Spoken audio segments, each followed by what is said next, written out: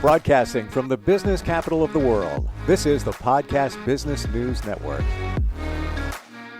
And welcome back, everybody. Everything we do is communication.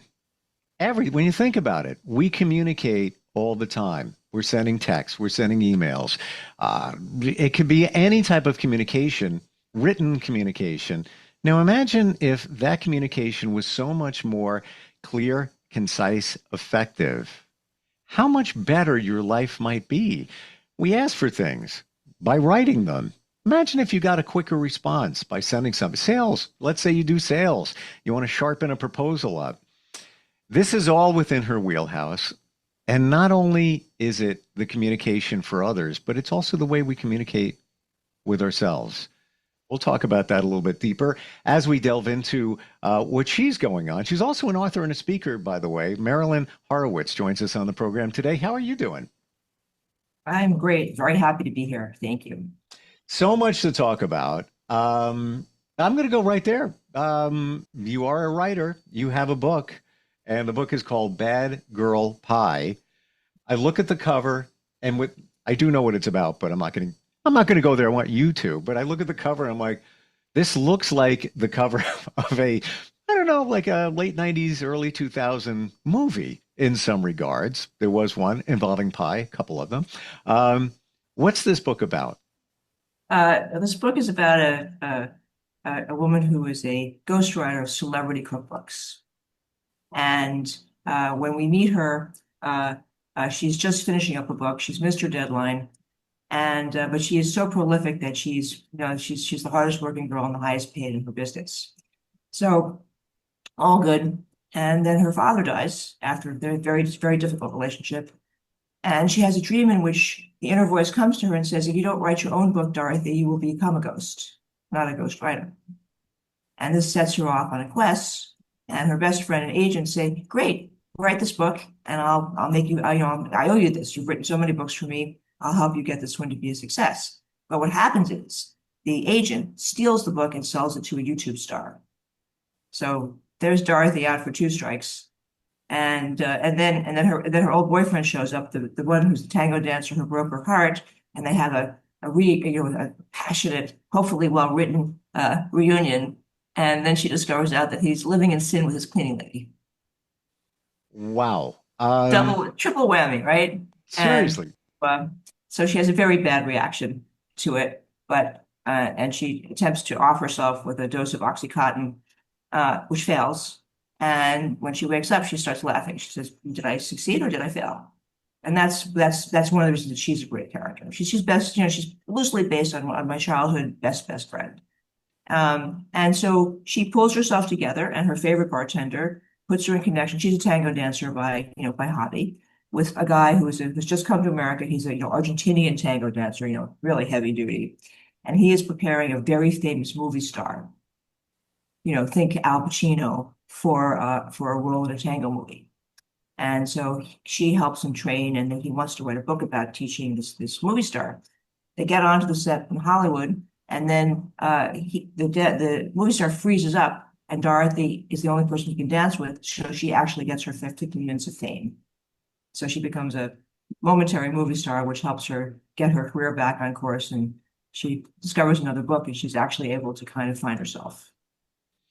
I was going to ask you if this book was maybe part of you, but then you all books are part of all authors, no matter what they say. Isn't that the truth?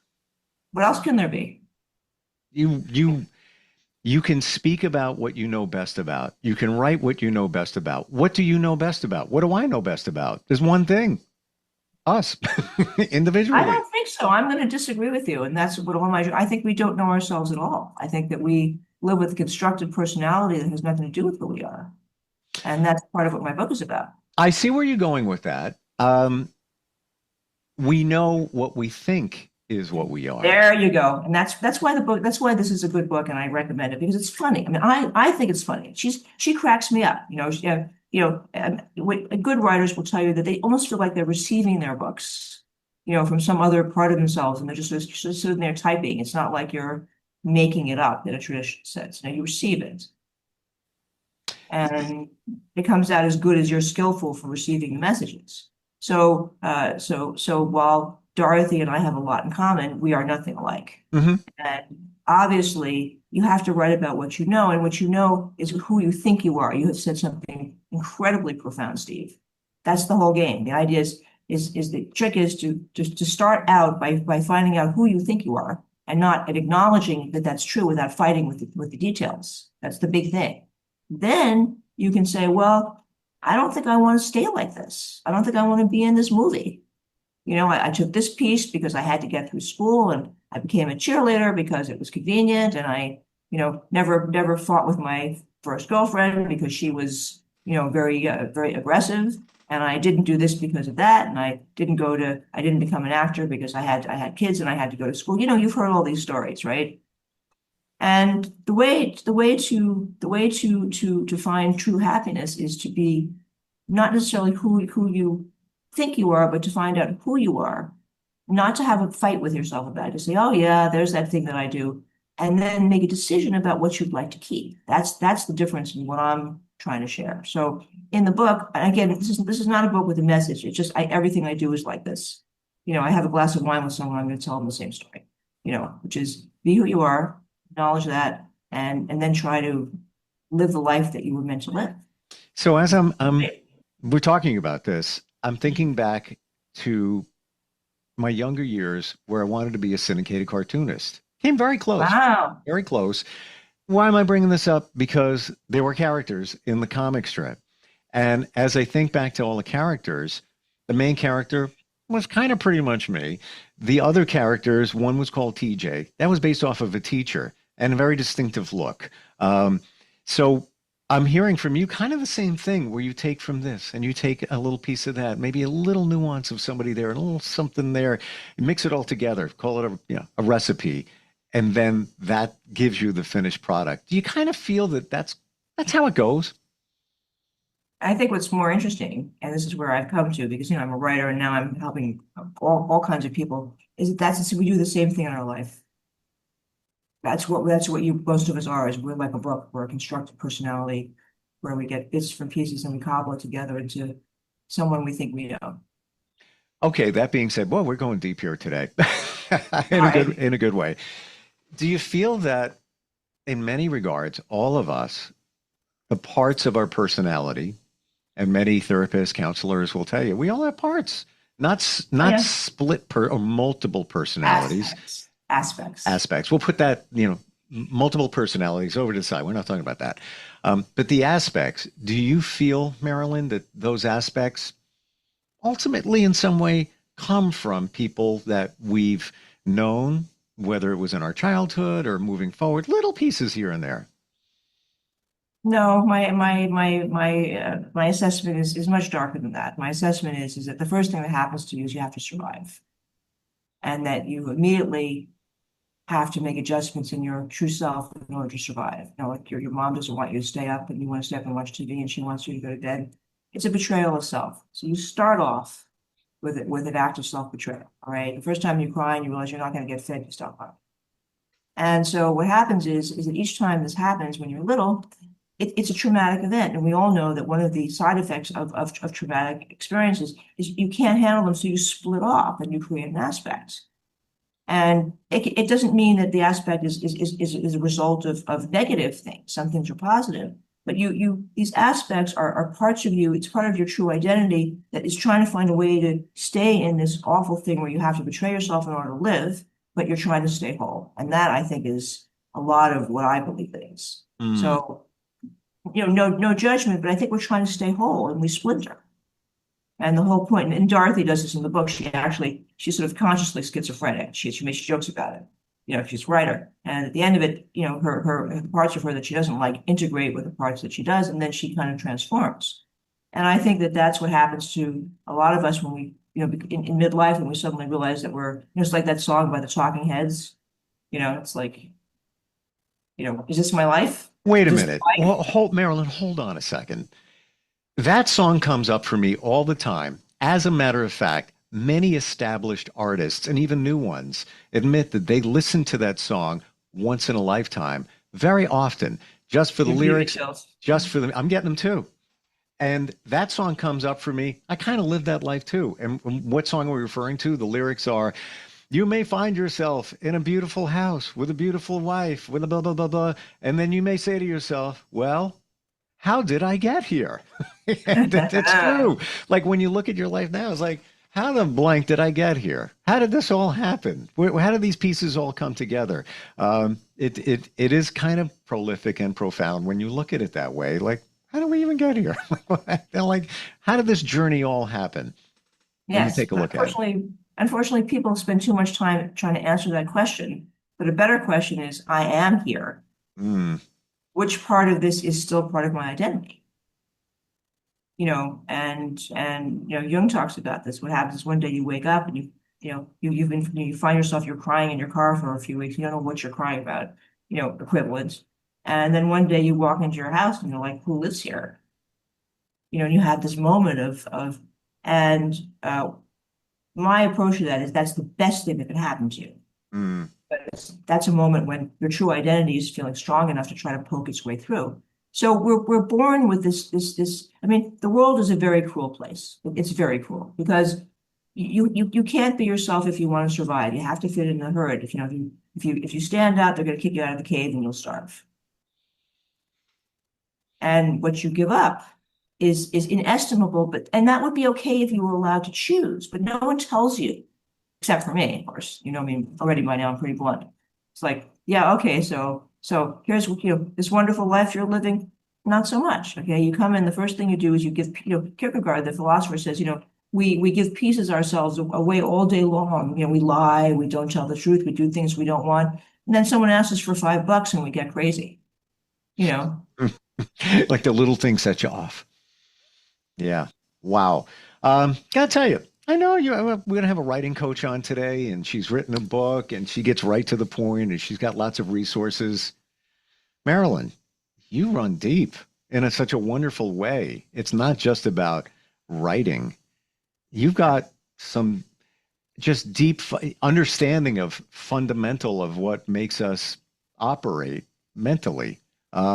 Very refreshing. Lots to learn here. Well, I also have a way to fix it. That's what makes me. Well, that's my thing. In other words, I've been a coach for 25 years and a professor. And the one thing I never did was give someone criticism when I couldn't fix it. What's your background? I want to hear your journey. Where did this all begin for you? All right. So the first thing that happened to me is I didn't want to be born, and I stayed an extra 2 weeks in my mother's body, which she didn't like. And then when finally I came out, as she was coming down to the delivery room, I turned around and they couldn't turn me back because there wasn't time. Someone heard that I was going to be a footling breech. Her brother, who was a very well-known stockbroker, called all of his friends who were doctors. And by the time my mother got to the delivery room, there were 150 handsome young men staring at her private parts, watching this 1 in a million delivery. So that was my arrival. I came out left foot first. Is that confirmed? Yes, that's true. Wow. What made you want to get into coaching? What made you want to help people improve their written communication? I mean, honestly, I think I was a stutterer. I had Wow. a terrible, terrible stutter. And we shared a summer house with a lady who was a speech pathologist. And she realized that the problem I was having was with my parents. And then in this place we live with a few bunch of people in Long Island, in Shelter Island, you probably know where it is. Very much so. Anyway, and so they had this rabbit named Bunny. And I'm a petite person. I was petiter then, and the rabbit and I were the same size. They're pictures of me and the rabbit on its behind feet hugging each other. And what the pathologist got her to do was to get me to tell stories to the rabbit. And that's how I got over my stutter. And of course, we're all storytellers. It just evolved. And then when I went to first grade, my mother, I wrote, I was an artist also, so I made a book of characters because I read and so on. So I go into first grade and I've got this book, and my mother has carefully written the names of the characters. The name of the play was Raven and the Wicked Princess. And I go in, and my teacher, whose name was Miss Rank, I always remember her, says, "This is fantastic, Marilyn. We're going to put this on for the whole school. It'll be an intergrade thing. It's going to be fantastic." And I'm like, "Oh my God, this is great." She goes, "So, Marilyn, what's the story?" And my mother didn't tell me I needed a story. So I had to make one up on the spot. Ooh. And so the punchline is 20 years later, I'm in therapy, and my therapist told me, goes, "Now I understand you. You've been answering that question since you were 5. Wow. That probably, do you believe that things were meant to be? They don't just happen by I don't accident, believe in coincidence. accidents. Like the moment where you were challenged to tell that story out of nowhere, and you had to pull that one off. You believe that was, it's time for a test. Time, Marilyn, and now it's your turn. Let's go. I think so. I mean, again, I'm a storyteller. So nothing is particularly real to me. I mean, if you ask me what I live by, I don't trust the truth, but I trust the facts, right? Because, right. In other words, as soon as you put it to a narrative, the answer is yes, I do.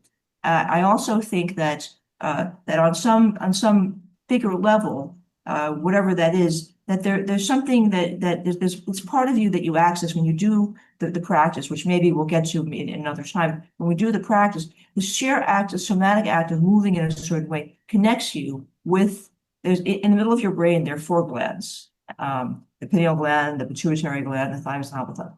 And in Taoist yoga, it's called the crystal palace. It's like the enclave, and it's where the yogis think that your third eye is. It's a particular, but it hasn't. Being me, you got me already. I'm like, where is it?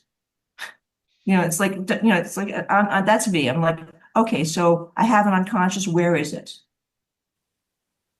Right? I remember reading Freud as a young person. I'm like, where is this unconscious? 20 years later, I go, oh, this is the unconscious. It's your body. Like, oh, I see. Mm-hmm. But so the answer is yes, I do. But I think that there is this other part of us that I'm going to call a God spark.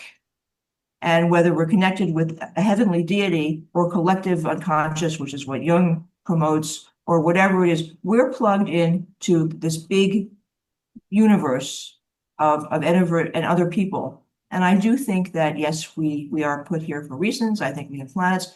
And I think the problem is that we get perverted from this. And this is why we suddenly wake up in midlife and we're so unhappy. Because no one's ever honored that. In other words, if at least if someone had said to me, well, Marilyn, I know that you want to be a fine artist, but really, you need to be a teacher because you've got to make a living. I think that would have been okay instead of being shamed for being artistic.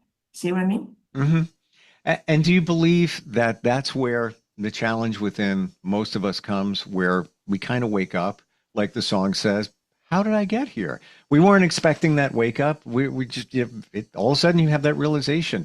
Do you think Sure. that like the proverbial sledgehammer against the head, it's that moment where nobody gave us an inkling as to what was happening? By the way, I think in music, I play music on the radio, have been doing it for decades. So we can talk in soundtracks. Okay, perfect. Oh my God. Here's the music log for a radio show that I do every single day. I can't see it, but please I know send it's not, but after we get off here, I will be recording that for broadcast tomorrow. Got another download of a song based on everything that we're talking about. I'm gonna try and remember the lyrics for you. Well, we all have a face that we hide away forever, and we take them out when everyone has gone. And I don't know if you'll know the song when I tell you what it is. I'm getting chills. Yeah, I get it. It wasn't a huge hit, but the artist is huge. The song is "The Stranger" by Billy Joel, and it reminds me wow. of what we were talking about because, and I'm going to bring up the lyrics now. Some are satin, some are steel, some are silk, and some are leather. They're the faces of the stranger, but we love to try them on. In other words, we're strangers to ourselves. We're just putting these different masks on during the day from time to time. Yeah. And the song actually refers to, coming home to a lover. Like, I don't even know who you are. Yeah. So that's my point. That's why I created this method, because I solved the problem. I know how to get you to be in your true identity right away and stay there. This is wonderful. And I really mean this, Marilyn. I never had any idea we're going down this road. Well, how did I get here? In that you help people perfect their written communication, but it's not just about a writing system. It's about It's not. understanding who you are and literally, and I really mean this literally, how you got here. Yes.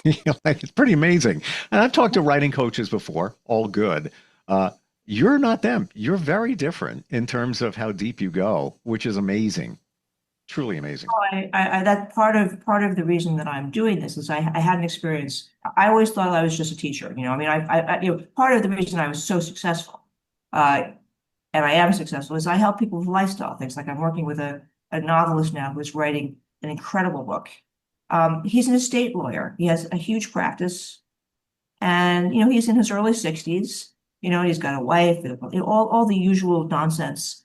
And he's just hungry to do this before he, goes into the other world. And so what I'm helping him to do is he wrote a little, he's written articles on estate planning. He's got a very unique way of doing it.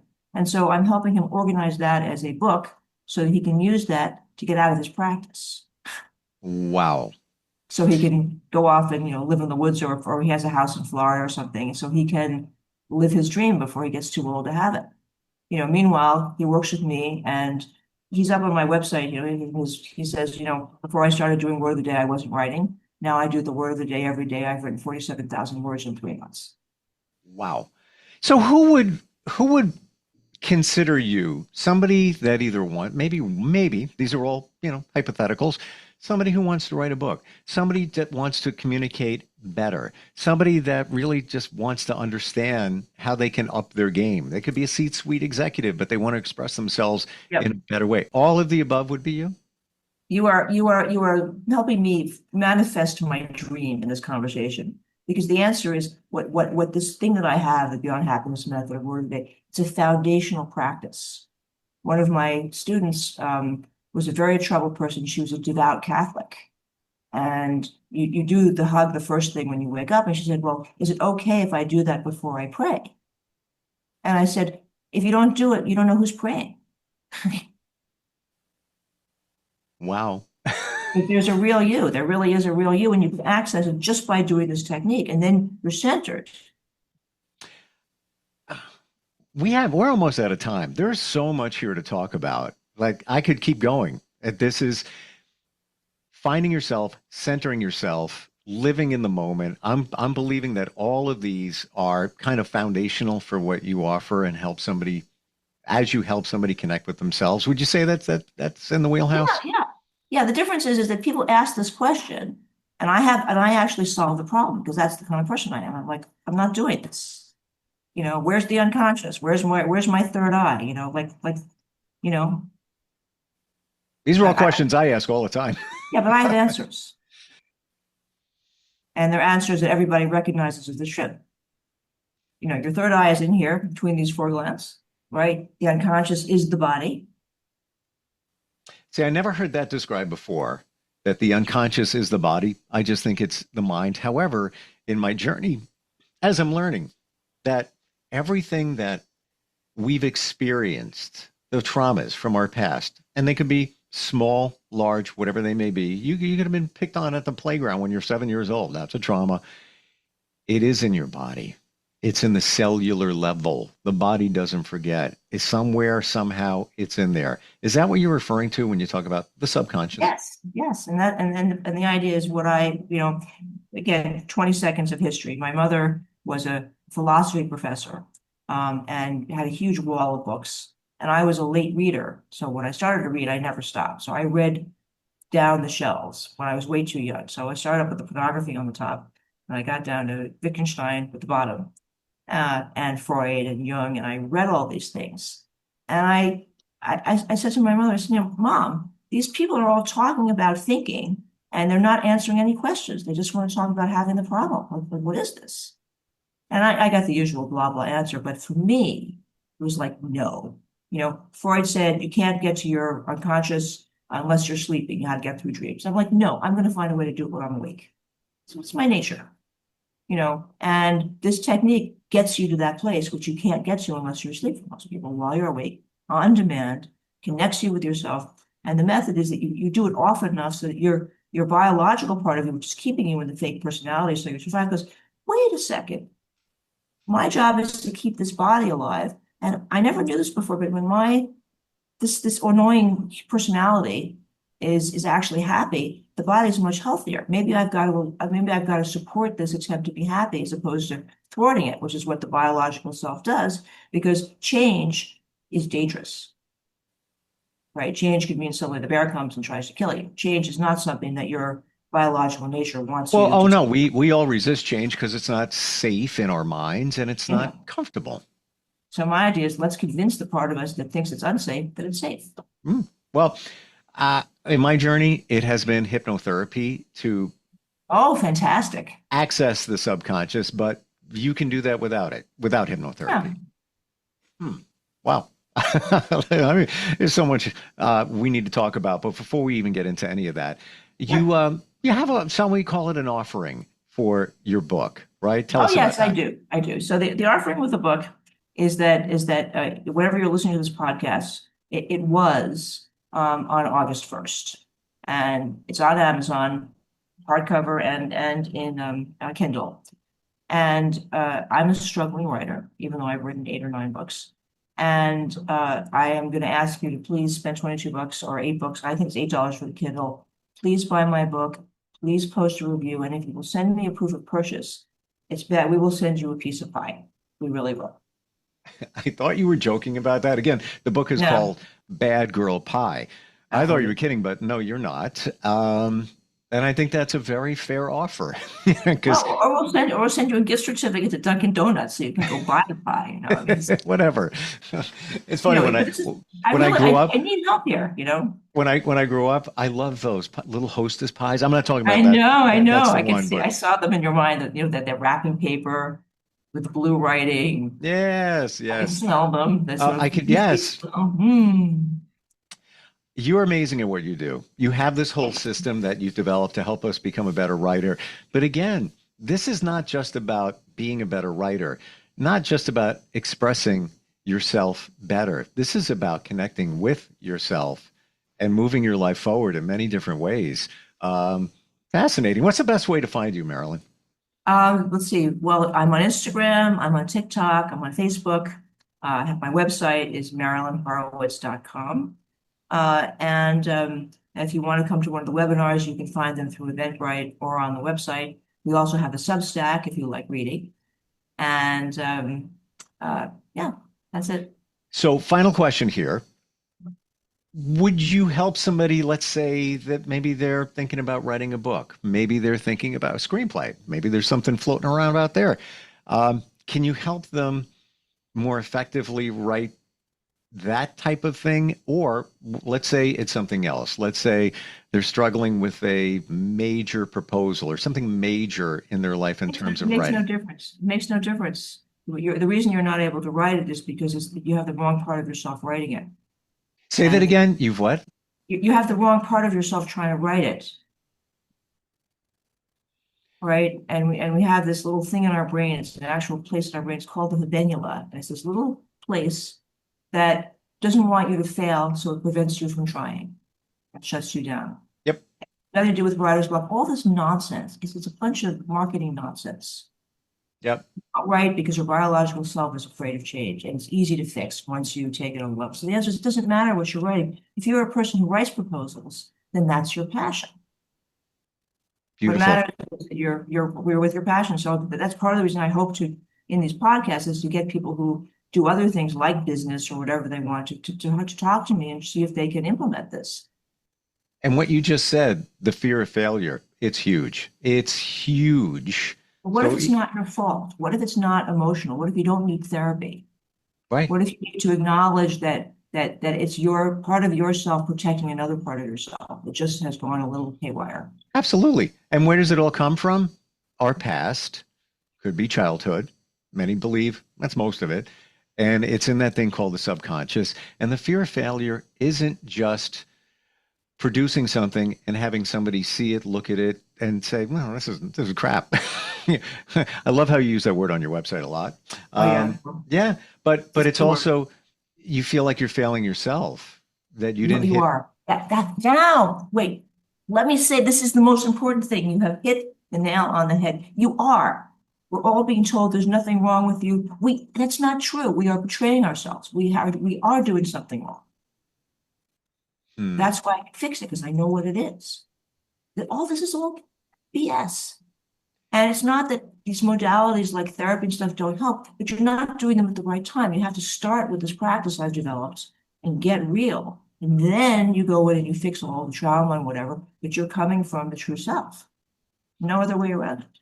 Or if you want, I believe the true self is this thing called your heart.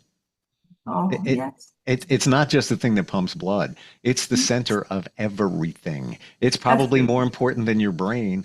You know, as many more study it, they say that your heart has a couple of brains around it. If you want to, get into physiology.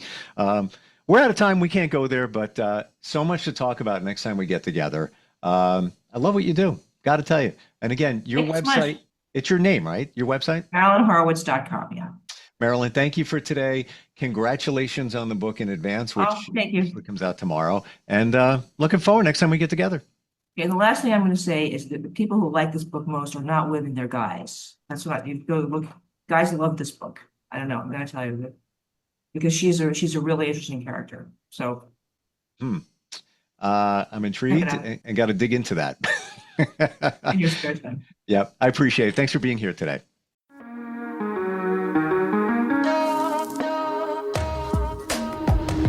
Broadcasting from the business capital of the world, this is the Podcast Business News Network.